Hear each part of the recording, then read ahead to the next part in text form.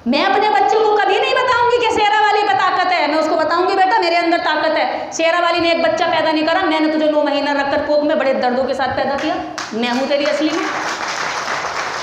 मैं नहीं बताने वाली। मैं नहीं बताऊंगी हनुमान बहुत ताकतवर है। मैं बताऊंगी तेरा बाप बहुत ताकतवर है, जिसकी वजह से तू दुनिया में आया, जो तुझे पूरी जिंदगी मजबूत बनाने के लिए कमाता रहो, कमा कमा के तुझे अच्छा खिला के इतना बढ़िया बनाया। वो देखो किसी अगर हनुमान के पास चला जाए तो उसे ताकत लेनी होगी, दिमाग लेना होगा तो अपने बाप के पैरों में जाकर बैठेगा।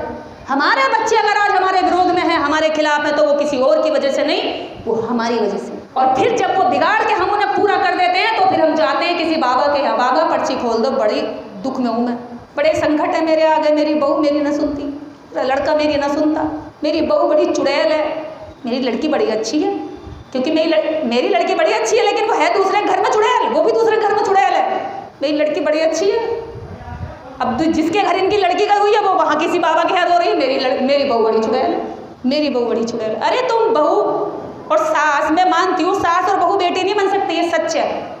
दोस्त तो बन सकती हैं, सहेलियाँ तो बन सकती हैं। जब सास ससुर और दामाद दोस्त बन जाते हैं, साथ बैठ के दारू पी लेते हैं, हर तरह की बात कर लेते हैं, ससुर और दामाद एक साथ बैठ जाते हैं, लेकिन सास और बहू एक साथ नहीं बैठेगी, हमेशा पीट करके बैठेगी। मैं नहीं देखती इसकी ओर। क्यों? आदमी दोस्त हो सकता है, औरतें क्यों नहीं बन सकती सहेलियाँ? तुम्हें क्यों हमेशा ये ठप्पा लगाया जाता है कि औरत ही औरत की दुश्मन है? क्या तुम हो? शायद हो।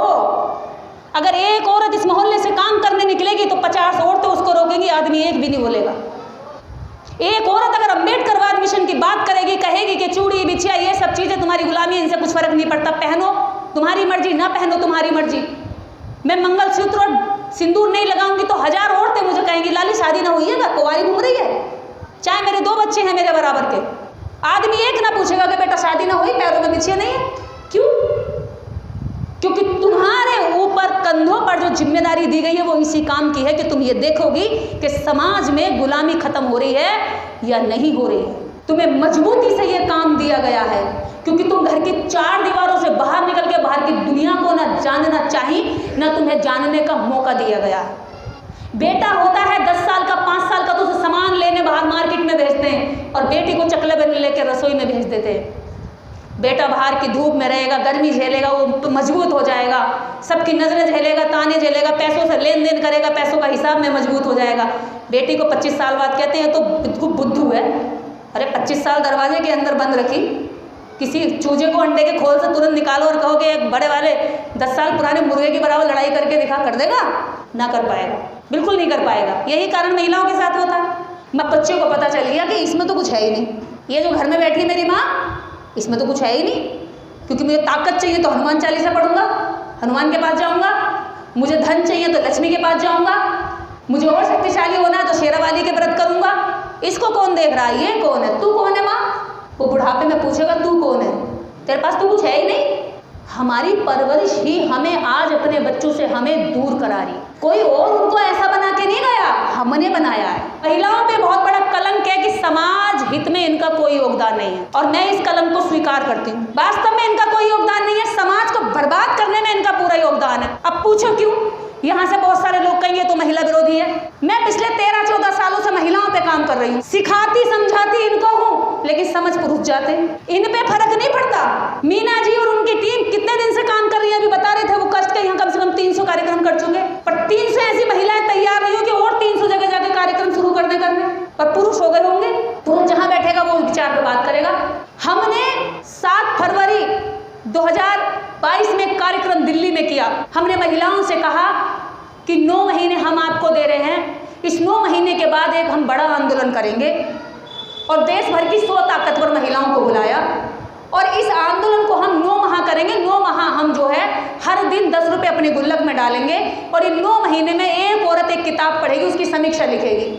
जैसे हम 9 महीना कोख में अपने बच्चों को पालते हैं, वैसे ही हम आंदोलन को पालेंगे। 9 महीने बाद हम महिलाओं को एक बहुत बड़ा आंदोलन इस देश के अंदर करेंगे। तो आपको पता है उन्होंने आंदोलन तो नहीं पाला, पेट में चुगली पाल ली, एक दूसरे की बुराई पाल ली, और इन्हें कोई थोड़ी सी भी बात कहे तुरंत बिखर जाएंगी। इनसे इनके कान में कोई फूंक के चला जाए, अरे ये तो ऐसे ही नेता बनने के चक्कर में तुम्हें बरगला रही है, सारी भाग जाएंगी। ये नहीं सोचेंगे कि नेता बनेगी कैसे, न चुनाव आगे न चुनाव पीछे, ही से बस कह दिया समझ गई इतने में।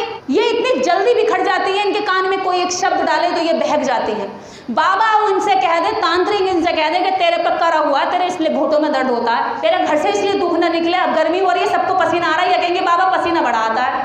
अरे गर्मी में पसीना ही आएगा और क्या बर्फ जमेगी तुम्हारे ऊपर। अभी आप मांग कर लो कि हमारे बच्चों को फ्री एजुकेशन और अच्छी एजुकेशन मिलनी चाहिए, तो अभी आपके लिए चारों तरफ पुलिस की लाठियाँ तैयार हो जाएंगी। लेकिन अभी आप किसी मंदिर का जागरण करने जाओ तो रास्ते खाली करवा देंगे। अभी आप किसी कथा में जाओ तो आपके लिए सारी परमिशन हो जाएगी। आप अंबेडकर जयंती मनाने के लिए परमिशन लेने जाओ तो आपको परमिशन नहीं मिलेगी। अगर आप जागरण, कीर्तन, हवन, चौकी सजाओ, चाहे सड़कें घेर लो, आपको कोई भी परमिशन लेने की ज़रूरत नहीं पड़ेगी। जानते हैं क्यों? आपको ये मोटी मोटी चीज़ें हैं, अपने बुद्धि से सोचिए आप क्यों नहीं रोकते वो यहाँ। क्योंकि इन्हें पता है कि ये करने से आपको कोई भला नहीं होने वाला। लेकिन उनकी जो धर्म की पताका है वो ऊंची होती है। किसकी ऊंची होती है? जिसने एक गाली को हमारे सर पर धर्म बना के थोप दिया और हमने भी उसको पूजा मानी। हम जितने भी पुराने मंदिरों को देखते हैं वो समस्त मंदिरों में बुद्ध की मूर्तियां निकलती है, जो प्राचीन मंदिर है।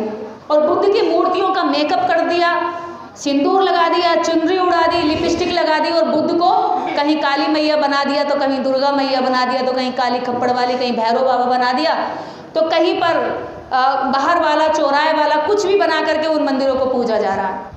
क्योंकि आपसे आपकी विरासत छीनी गई और आपकी झोली में डाल दिया गया पाखंड। जैसे कि अब मैंने बताया, अभी आप अंबेडकर जयंती की जब यहाँ से उस चौराहे तक अगर झांकी निकालेंगे तो आपको 10 तरह के पेपर वर्क कराएगी पुलिस। इस पेपर पर साइन करो, ये जिम्मेदारी आपकी होगी, ये जिम्मेदारी आपकी होगी, ये जिम्मेदारी आपकी होगी। तनिक भी कुछ होगा तो तुरंत आपको उठा के जेल में डाल देंगे।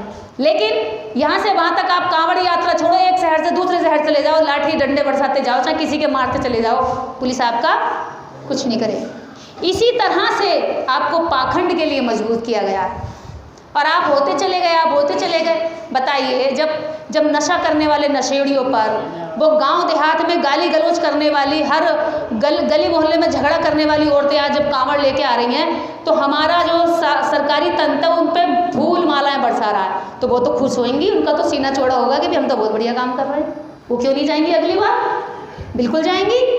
और जब वही महिलाओं को समझा बुझा के आप अम्बेडकर जयंती में लाओगे और कोई भी जरा सी बात हो जाएगी तो लाठियां बरसाई जाएंगी, तो वो अम्बेडकर जयंती में क्यों जाएंगी? दूसरी बार नहीं जाएंगी, कहेंगे जी हमारे लोगों पर तो झूठा मुकदमा लगा दिया।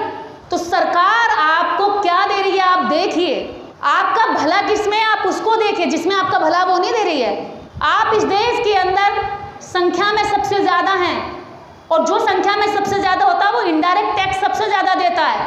इनडायरेक्ट टैक्स जानते हैं? जो ये माइक खरीदा इस पर टैक्स लगा, पर्स खरीदा टैक्स लगा, कपड़ा लत्ता चप्पल जूता गहना साड़ी, मकान का बजरी बजरपुट सीमेंट, ये पंखा, हर चीज़ खरीदने पर आपका टैक्स लगता है। और सरकार आपको टैक्स के बदले उसकी जिम्मेदारी होती है कि आपके बच्चों को अच्छी शिक्षा दे। पर क्या मिल रही है? जिन स्कूलों में अच्छी शिक्षा है आप वहाँ एडमिशन भी नहीं करा सकती। आप सोचती हैं, समझौता कर लेते हैं हमारे लोग एडमिशन के टाइम पे कि बेटा उस सस्ते वाले भी करा लो, वहाँ का तो खर्चा हमारे बस की नहीं है, क्योंकि उन्होंने फीस अलग से, कोर्स, ड्रेस, सब कुछ उनका एक सेटल होता है और वो कम से कम 1 से 1.5 लाख का पैकेज बिठा देते हैं एडमिशन के टाइम पर। और हमारा आदमी पूरे साल में 1 लाख जोड़ भी नहीं पाता। ऊपर से वो नशा भी करना है, उसे शराब पी के उधर भी टैक्स देना, एक कमी थोड़ी है उसके पास, बहुत सारे काम है। तो आपको ये देखना पड़ेगा, कथाओं में हमारी औरतें जा रही हैं, बाबाओं के पीछे हमारी औरतें भाग रही हैं। अरे बाबा, अगर आपको मानना, अपने घर के बुजुर्गों को मान, कहाँ देवी देवताओं को ढूंढती फिर रही हो? सास ससुर ने तुम्हें संपत्ति दी है, मकान दिया, घर दिया है, उनके पैर छू लो, पैर ही छूना, उनके पैर छू के संतुष्टि कर लो मन की। उनके पैर नहीं छुएंगे जिसने तुम्हें लड़का दे दिया अपना 25 साल का बड़ा करके, जवान करके, नौकरी पर लगा के या कामयाब करके, जिन्होंने अपनी पूरी जिंदगी का एक मकान जोड़ा, उसका मकान बनाया और वो तुम्हारे हवाले कर दिया, उसको नहीं पूजेंगी। वो पड़ा है घर में। और क्यों नहीं पूजेंगी? इसके पीछे भी कारण है। इसके पीछे है वो महिलाएं जो आज बुजुर्ग हो गई। जब उनके हाथ में बच्चे थे ना, आज जो बच्चे 25 साल 30 साल के हो गए, जब उनके हाथ में वो बच्चे 1 साल के 2 साल के थे तो उसे उन्होंने समझाया कि बेटा ये है वैष्णो देवी, ये है शेरोवाली, ये है चामुंडा, ये है वाली मंडा, इनके यहाँ दर्शन करोगे तो तुम्हें ताकत मिलेगी। हनुमान की चालीसा करने से बल मिलता है, काली की पूजा करने से ताकत आती है, शेरों वाली की पूजा करने से धन संपत्ति आती है, लक्ष्मी की पूजा करने से पैसा इकट्ठा हो जाता